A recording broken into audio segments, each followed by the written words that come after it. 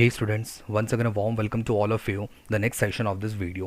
I hope आप लोगों ने प्रीवियस वीडियोस के बारे में देखा रहेगा एंड जिस तरीके से मैंने आपको इमेजिनेशन करके अंडरस्टैंड करने के लिए कहा था, आई होप आप लोगों ने उस तरीके से उस टॉपिक्स को स्टडी किया होगा. सो प्रीवियस लेक्चर में हम लोगों ने कुछ इंपॉर्टेंट टॉपिक्स के बारे में डिस्कशन किया था, जिसमें से सबसे पहला टॉपिक था आपका classification of crystalline solid which is very important according to your boards examination. Second आपका टॉपिक था विच वॉज क्रिस्टल स्ट्रक्चर, जिसमें हमने दो टॉपिक्स के बारे में डिस्कशन किया था. First one which was lattice, second which was basis. ये दोनों चीज़ों को मर्ज करने के बाद आपका रिजल्टेंट स्ट्रक्चर किस तरीके से आता है ये मैंने आपको डायग्रामेटिकली एक्सप्लेन किया था. Now in this video lecture we gonna have a discussion on the following topics from which the first is introduction about the unit cell. Second will be discussing about the types of unit cell which is again a very important term, तो इसके बारे में बहुत ही ज़्यादा briefly हमें discuss करना है. Third very important, अगर ये टॉपिक आपने स्किप कर दिया तो आपकी दो चीज़ें यहाँ से चली जाएंगी. सबसे पहले आपका डेरिवेशन सॉल्व कैसे होता है वो, एंड सेकंड आपके न्यूमेरिकल्स के मार्क्स चले जाएंगे. तो ये टॉपिक के ऊपर बहुत ही ज़्यादा ध्यान से आपको देखना है. That is how to calculate the number of particles in the cubic unit cell. Very important students, mark my words. And fourth, that is about crystal system. Now let's begin with the first topic, which is unit cell. Now what exactly unit cell is, right? Students, थोड़ा सा मैं आपको flashback में लेके जाने की कोशिश कर रहा हूँ. पिछले वीडियो में हमने एक टॉपिक के बारे में डिस्कस किया जहाँ पे मैंने आपको एक एग्जाम्पल इमेजिन करने कहा था. That was a Rubik's cube, right? जो आपके स्क्रीन के ऊपर फ्लैश हो रहा है, that is what exactly Rubik's cube is. Now student, जब आप इस रूबिक्स क्यूब को जब आप देखते हो तो सबसे पहले आपके दिमाग में क्या आती हो? तो सर रूबिक्स क्यूब जो है, ये पूरा स्ट्रक्चर जो है, ये छोटे छोटे क्यूब्स को रिपीट करने की वजह से बना हुआ है. करेक्ट है स्टूडेंट? आप एकदम सही ट्रैक पे जा रहे हो, राइट? तो छोटे छोटे क्यूब्स को जब आप रिपीट कर रहे हो, रिपीट करने के बाद आपके पास एक 3 डायमेंशनल अरेंजमेंट बन रहा है, and that is what exactly Rubik's cube is. Suppose मान लेते हैं आपका जो छोटा क्यूब रहेगा that will be a smallest unit, और आपने उस स्मॉलेस्ट यूनिट को कंटिन्यूसली रिपीट किया हुआ है, जिसके चलते आपके पास एक 3 डायमेंशनल बॉडी क्रिएट हुआ है. अब जो आपका स्मॉलेस्ट यूनिट रहेगा that is exactly what we called as a unit cell, right? So the definition says that the smallest repeating structural unit, very important student, ये point बहुत ज़्यादा important है. The smallest repeating structural unit of a crystalline solid is called as unit cell. Let me show you one more image जिसमें से आपको और भी picture clearly समझ में आ जाएगा. से यहाँ पे आपका एक स्ट्रक्चर दिया हुआ है जिसमें एक छोटा सा क्यूब आप देख पा रहे हो, that is nothing but a unit cell. और उसी छोटे क्यूब को जब आप बार बार रिपीट करते हो तो आपके पास से क्रिस्टलाइन बॉडी क्रिएट होता है, राइट? क्लियर? नाउ सपोज से फॉर एग्जांपल अगर मुझे मॉलिक्यूल का फॉर्मेशन करना है, मॉलिक्यूल्स के फॉर्मेशन के लिए स्टूडेंट्स हमें किसकी जरूरत होती है? तो सर हमें एटम्स की जरूरत होती है, राइट? जब आप दो या दो से ज्यादा एटम्स को कंबाइन करते हो, कंबाइन करने के बाद हमारे पास जो रिजल्टेंट मिलेगा that will be a molecule. Molecule क्या हो गया? That is a whole body. अब मॉलिक्यूल्स को बनाने के लिए सर हम लोगों ने किसका इस्तेमाल किया हुआ है? तो हमने यहाँ पे एटम का इस्तेमाल किया हुआ है. एटम्स हमारे पास क्या बन जाएंगे? That will be a smallest unit, right? और उस एटम को हमने बार बार क्या किया हुआ है? रिपीट किया हुआ है. तो ये बन जाएगा हमारा यूनिट सेल, करेक्ट है? नाउ जब आप यूनिट सेल के डायमेंशंस के बारे में बात करते हो तो यहाँ पे हमारे पास टोटल 3 एक्सेस होते हैं. 3 एक्सेस होने के कारण हम यहाँ पे 3 डायमेंशंस बता सकते हो. Dimension is nothing but length और एज. आई रिपीट, डायमेंशन के बारे में कभी भी अगर आपको पूछा तो that is nothing but length और एज. एज का मतलब क्या होता है स्टूडेंट्स? हम यहाँ पे कंफ्यूजन मत करना. एज का मतलब क्या होता है? दो कॉर्नर्स के बीच का डिस्टेंस. आई रिपीट, दो कॉर्नर्स के बीच का डिस्टेंस जो होता है दैट इज एग्जैक्टली एज. अगर आप उसको लेंथ बोलोगे तो भी चलेगा. तो यहाँ पे मैंने डायमेंशंस डिनोट किए हुए कुछ अल्फाबेट्स के साथ, that is A, B and C. Whereas अगर आप इसके एंगल के बारे में बात करो तो हर एक डायमेंशंस के बीच में उसके एंगल्स भी प्रेजेंट होंगे. सो that is alpha, beta and gamma. Let me show you one more image जिसके अंदर आप क्लियरली समझ पाओगे डायमेंशंस कैसे होते हैं और आपके एंगल्स कैसे होते हैं. तो डायमेंशंस हमारे पास दिया हुआ है ए, बी एज वेल एज सी, करेक्ट है? वेरएज एंगल्स हमारे पास दिया हुआ है सी और बी के बीच का एंगल देख लो वहां पे अल्फा, दूसरा दिया हुआ है बीटा और तीसरा हमारे पास दिया हुआ है gamma. Okay, moving on to the next topic, that is classification of unit cells, right? Now, unit cells are further classified into 3 different categories. From that, the first, which is called as primitive unit cell, or it can be also called as a simple unit cell. Second, which is body-centered unit cell, and the last, that is face-centered unit cell. Now, let's have a detailed discussion of each and every unit cell. So, let's begin with the first, which is primitive unit cell. Now, what exactly a primitive unit cell is? If the constituent particles are present only at the corners of the body, then it is called as primitive unit cell. I repeat, अगर आपके constituent particle से for example atoms, molecules, ions सिर्फ और सिर्फ आपके unit cell के corners पे present होते हैं, तब आप उसे कहोगे primitive unit cell. Let's have an example. यहाँ पे आप एक इमेज देख पा रहे हो जिसमें हम लोगों ने क्यूब कंसिडर किया हुआ है। सारे स्टूडेंट्स को पता होता है एक सिंपल क्यूब में वी हैव टोटल 8 कॉर्नर्स। 4 आप ऊपर की तरफ देख सकते हो, 4 आप नीचे की तरफ देख सकते हो। So we have 8 corners, right. हर एक कॉर्नर पे अगर हमने एक एटम कंसिडर किया होगा तो टोटल ऐसे 8 कॉर्नर्स पे हमारे पास 8 एटम्स प्रेजेंट होंगे। अगर आपने उस एटम्स को या फिर कोई भी कॉन्स्टिट्यूएंट पार्टिकल्स को सिर्फ कॉर्नर्स पे अरेंज किया हुआ है, so that is called as primitive unit cell और a simple unit cell. Moving on to the next which is body centred unit cell. Now this is really very important point, बहुत ज्यादा important है, ध्यान से समझना। बहुत सारे बच्चे इसमें कंफ्यूजन क्रिएट करते हैं। Now what is body centred? सी वर्ड के हिसाब से आपको समझ में आना चाहिए। बॉडी सेंटर्ड मतलब बॉडी के सेंटर में कुछ तो है। नाउ इसको थोड़ा सा इलाबोरेट करेंगे, बॉडी के सेंटर में चीजें क्या होती हैं। Now if the constituent particle is present at the center of the body in addition to the corner particle, that is body centered unit cell. I repeat, आपके constituent particles आपके 8 corner पे तो present होंगे, but उसके अलावा एक और atom आपके बॉडी के बराबर सेंटर में प्रेजेंट होना चाहिए। So that is a body centred unit cell. Let me explain with some image. तो यहाँ पे आप एक इमेज देख पा रहे हो आपके स्क्रीन के ऊपर, जिसमें आपके ब्लू कलर में कुछ एटम्स हैं और बराबर सेंटर में ऑरेंज कलर में एक एटम है। जो ब्लू कलर के आप जो एटम देख पा रहे हो that are the atoms which are present at the corners, right. And exactly centre में आप एक ऑरेंज कलर का एटम देख पा रहे हो, that atom is present at the centre of the body. If the image looks like this, that is a body centred unit cell, right. Moving on to the last which was face centred unit cell. Now this is again a very important term और थोड़ा सा slightly confusion भरा है, तो सारे students ने यहाँ पे जरा ध्यान से देखना। Now what is face centered? सबसे पहला क्वेश्चन, एक सिंपल क्यूब में कितने फेजेस होते हैं? कॉर्नर्स हमें पता है, कॉर्नर्स टोटल 8 होते हैं, but how many faces are present in the simple cubic cell? So answer is 6। Corners 8 होते हैं और फेजेस 6 होते हैं। पॉइंट ध्यान से समझना। Now what is face centred unit cell? Constituent particles आपके 8 कॉर्नर पे तो प्रेजेंट होंगे, बट उसके अलावा हर एक फेजेस के सेंटर में भी एक एटम प्रेजेंट होगा। ध्यान से सुनना, कॉन्स्टिट्यूएंट पार्टिकल्स आपके कॉर्नर पे तो प्रेजेंट होंगे। कॉर्नर कितने हुए स्टूडेंट्स? 8 कॉर्नर हुए। उस 8 कॉर्नर के अलावा वो 6 फेजेस पे भी एक एक एटम प्रेजेंट होगा। हर एक फेज पे एक एटम, मतलब 6 फेजेस पे 6 एटम। अगर आपका इमेज कुछ इस तरीके से होगा, से यहाँ पे येलो कलर में आप जो देख पा रहे हो, ये सारे एटम्स आपके कॉर्नर पे प्रेजेंट है। So we have total 8 corners, तो 4 ऊपर 4 नीचे। उसके अलावा लाइट कलर में आपका कुछ एटम्स और दिए हुए जो आपके टोटल 6 है। काउंट अगर आप करोगे तो टोटल 6 होंगे। हर एक फेजेस पे आपका एक एक एटम प्रेजेंट होगा, लेफ्ट, राइट, ऊपर, नीचे, आजू में, बाजू में। तो ये आपके जो 6 एटम्स रहेंगे that is present on the faces. So this is exactly what we called as a face centred unit cell. Doubts. Now moving towards the next, again a very important topic according to your board's point of view, which is how to calculate the number of atoms in cubic unit cell. I repeat, ये topic बहुत ही ज़्यादा important है students. अगर आपने ये topic को skip किया, सो मैं आपको बता रहा हूँ, आप ये चैप्टर के 2 इंपॉर्टेंट चीज़ें आप गवा बैठोगे। द फर्स्ट, डेरिवेशन सेक्शन में आपका पैकेजिंग एफिशिएंसी की जो डेरिवेशन है आप वो सॉल्व नहीं कर पाओगे। सेकंड चीज़, आपके न्यूमेरिकल्स के बारे में आप सॉल्व नहीं कर पाओगे। और केमिस्ट्री सेक्शन 1 में न्यूमेरिकल्स का कितना इंपॉर्टेंस होता है ये सारे बच्चों को पता होता है, right. So let us start with the very important topic which is number of atoms in cubic unit cell. So the first target is to calculate the number of atoms in simple cubic unit cell. अब students, जब मैंने आपको simple cubic unit cell के बारे में बता रहा हूँ, सिंपल क्यूब, अभी आपको मैंने बता दूँ सिंपल क्यूब में क्या होता है स्टूडेंट्स। टोटल 8 कॉर्नर्स होते हैं। हर एक कॉर्नर पे कितने एटम्स होंगे? एक एटम होगा। तो टोटल 8 कॉर्नर्स पे कितने एटम होगा स्टूडेंट्स? 8 एटम हो गए। तो ये वैल्यू सबसे पहले अपने दिमाग में फिट कर लो। से in simple cubic unit cell 8 constituent particles that is atom are present at the corner. Image के साथ आप इसको समझा रहा हूँ मैं आपको। से सेम इमेज मैंने आपको यहाँ पे दिया हुआ है। Total 8 corners are present at the corner. अब पॉइंट बहुत ज़्यादा डिफिकल्ट होने वाला है, ध्यान से समझना स्टूडेंट्स। अब ये पॉइंट बहुत ज़्यादा इंपॉर्टेंट है। अब the contribution of particle to a unit cell is only 1/8। I know बहुत सारे बच्चों को समझ में नहीं आया, लेट मी एक्सप्लेन दिस। मैंने क्या बोला, एक एटम आपका एक कॉर्नर पे प्रेजेंट है, बट वो पूरा एटम उस कॉर्नर के अंदर प्रेजेंट है क्या? नहीं।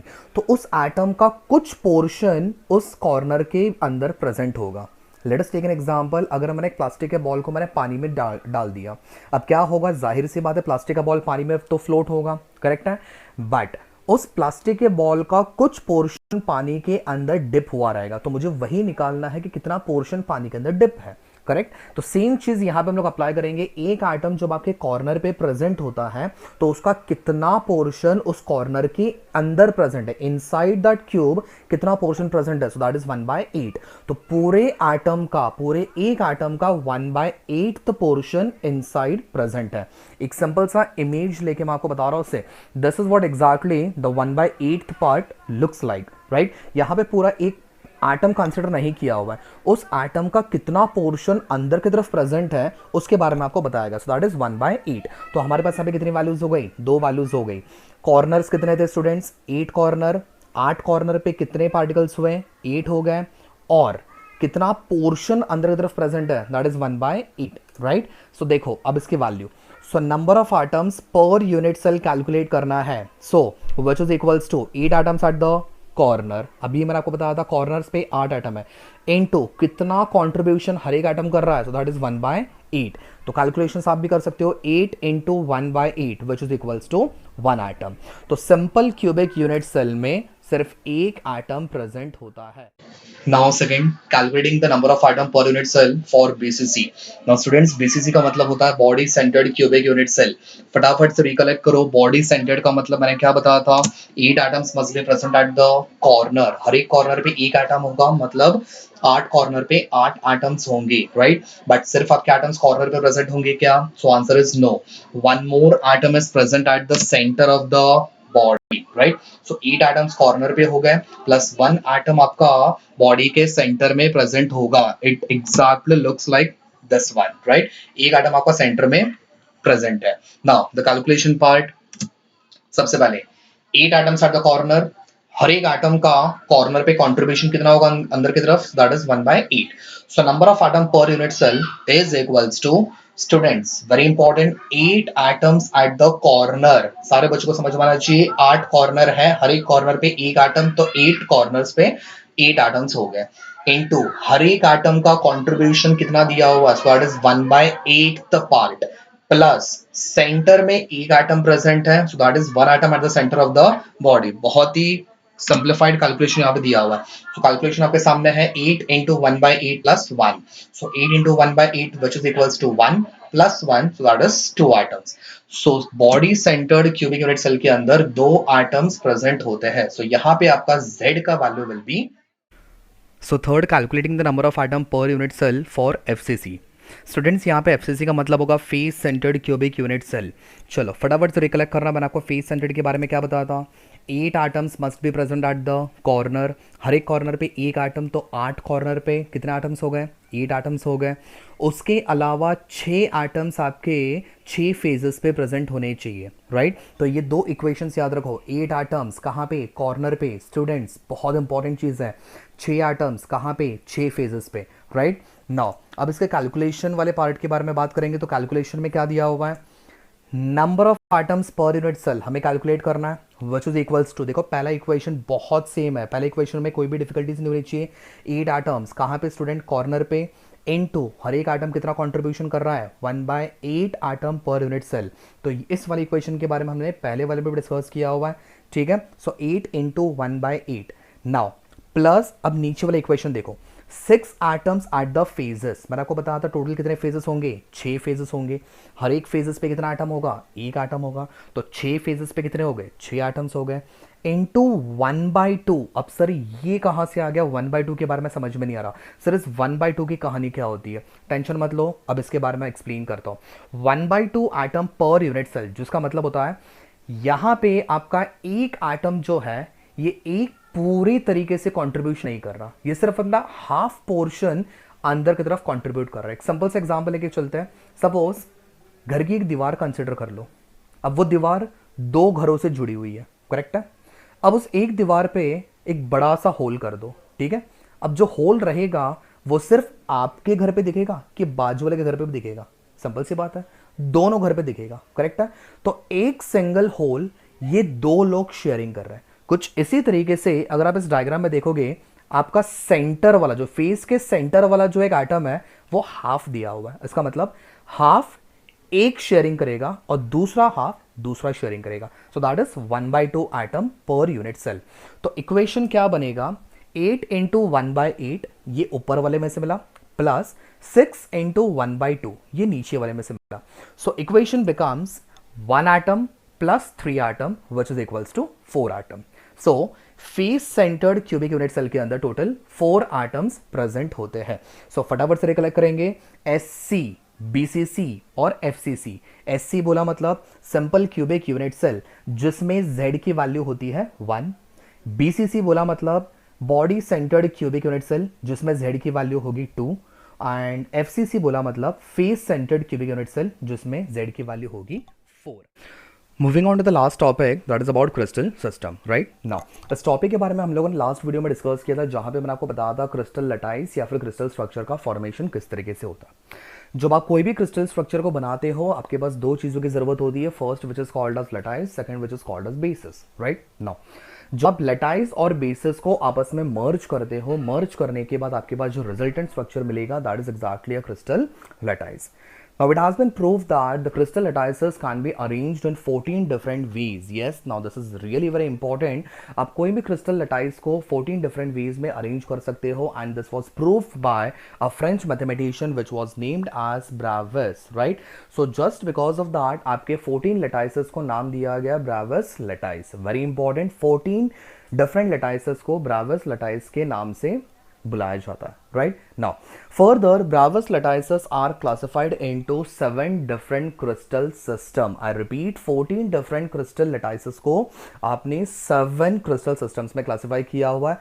Now let's have a look into this, what are the different 7 crystal lattice. So here we have 7 different types in which the first which is called as cubical structure. मेरे साथ देखते जाओ। First which is called as cubical structure, second that is tetragonal, third which is orthorhombic, fourth that is monoclinic, fifth hexagonal, sixth rhombohedral and last which is called as triclinic। अब exactly cubicle structure के बाद जो में आप एक और structure देख पा रहे हो जिसमें आपके पास कुछ डायमेंशंस दिए हुए हैं। Let us assume A, B as well as C। जैसे मैं आपको बोलते जा रहा हूँ, ध्यान वहीं पे रखना है, A, B और C।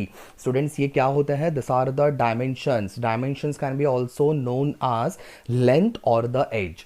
सिमिलरली आपके हर एक डायमेंशंस के एग्जैक्टली बीच में एक एंगल का फॉर्मेशन हो रहा है। तो यहाँ पे आपके कौन से एंगल्स होंगे? Alpha, beta as well as gamma, right. Now what you have to do is इस स्ट्रक्चर को एग्जैक्टली आपके हर एक क्रिस्टल सिस्टम के ऊपर आपको प्लॉट करना है, तो आपको एग्जैक्टली डायमेंशंस मिलेंगे और आपके एग्जैक्टली एंगल्स के बारे में आपको पता चलेगा, right.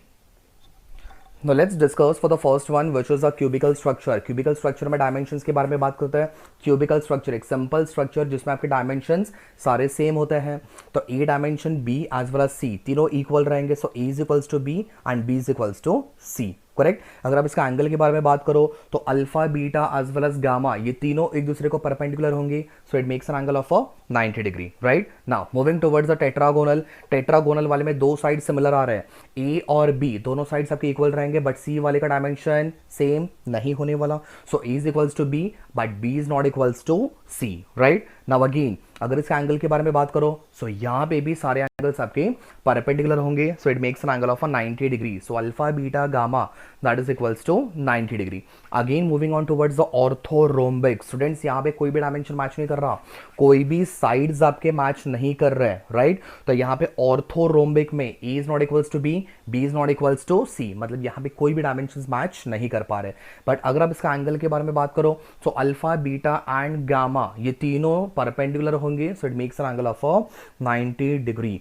Now coming towards monoclinic, यहाँ पे भी सिमिलर सिनारियो हो रहा है as in comparison with orthorhombic. A, B और सी तीनों के डायमेंशंस डिफरेंट है। So A is not equals to B and B is also not equals to C, correct. But यहाँ पे अब एंगल के बारे में बात करो तो एंगल यहाँ पे स्लाइटली डिफरेंट आ रहा है student. Alpha and gamma makes angle of a 90 degree but beta नहीं बता रहा, करेक्ट है। So alpha and gamma is equals to 90 but not equals to beta, correct. Now moving on to the hexagonal, hexagonal में कैसे याद रखोगे, A is equals to B but B is not equals to C. यहां पे भी देखो angle की बात करें, अल्फा एंड बीटा दोनों 90 डिग्री का एंगल फॉर्मेशन कर रहा है, बट गामा का जो एंगल रहेगा that will be slightly higher which is 120 degree.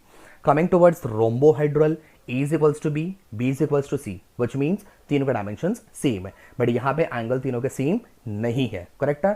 So alpha beta and gamma is not equals to 90, that is not equals to 90, right. And the last one which is triclinic, यहाँ पे भी A is not equals to B is not equals to C, so therefore आपके dimensions भी यहाँ पे अलग होंगे। So alpha beta and gamma that is not equals to 90 degree. Students, अब मैं आपको यहाँ पे एक सिंपल सा ट्रिक बता रहा हूँ किस तरीके से आप लोगों ने 7 क्रिस्टल सिस्टम्स के बारे में आप लोगों ने याद रखना है, राइट। विदाउट ट्रिक्स आपको पढ़ने में तो बिल्कुल मज़ा आता है नहीं सर, चीज़ों को बहुत ही सिंप्लीफाइड करके बताइए। तो यहाँ पे एक सिंपल सा ट्रिक मैं आपको बताना चाहूँगा जिसकी वजह से आप ये 7 क्रिस्टल सिस्टम्स के बारे में आप प्रॉपरली याद रख सकते हो। तो फटाफट से आपका पेन और आपका बुक आपके पास रखिए और जिस सिक्वेंस में मैं आपको नाम बताते जा रहा हूँ उस सिक्वेंस में आप नाम लिखते जाइए।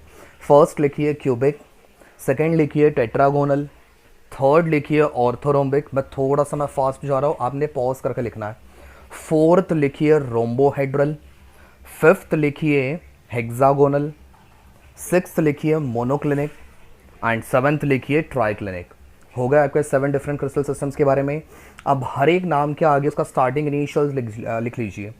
क्यूबिक के लिए लिखिए capital C, tetragonal capital T, orthorhombic capital O, rhombohedral capital R, hexagonal capital H, monoclinic capital M and last triclinic capital T, right. अब आपके पास सारे चीज़ों के स्टार्टिंग इनिशियल्स आ गए। अब क्या करना है स्टूडेंट्स, हमें ग्रुप बनाना है। स्टार्टिंग के 2 इनिशियल्स के ग्रुप बना लो, सी टी एक साथ एक बॉक्स में रख दो, सी टी। फिर उसके बाद ओ आर दोनों को एक साथ बॉक्स में रख दो और लास्ट एच एम टी ये तीनों को एक साथ एक बॉक्स में रख दो। अब देखो स्टूडेंट्स, आपका ट्रिक आपके सामने है, क्या बनेगा, सी टी और H M T, C T और एच एम टी। तो आई होप इसके बाद से आपको ये 7 क्रिस्टल सिस्टम्स के बारे में अगर कभी भी किसी ने पूछा तो तुरंत आपके पास आना चाहिए सी टी और H M T, okay. So I hope आपको ये टॉपिक समझ में आए रहेंगे। If any doubt throughout the video session अगर आपको कोई डाउट्स रहेंगे so feel free to ask me, आपके कमेंट सेक्शन में आप मेंशन कर दीजिएगा, आपके डाउट्स क्लैरिफाई हो जाएंगे। Thank you so much, stay tune for the next video.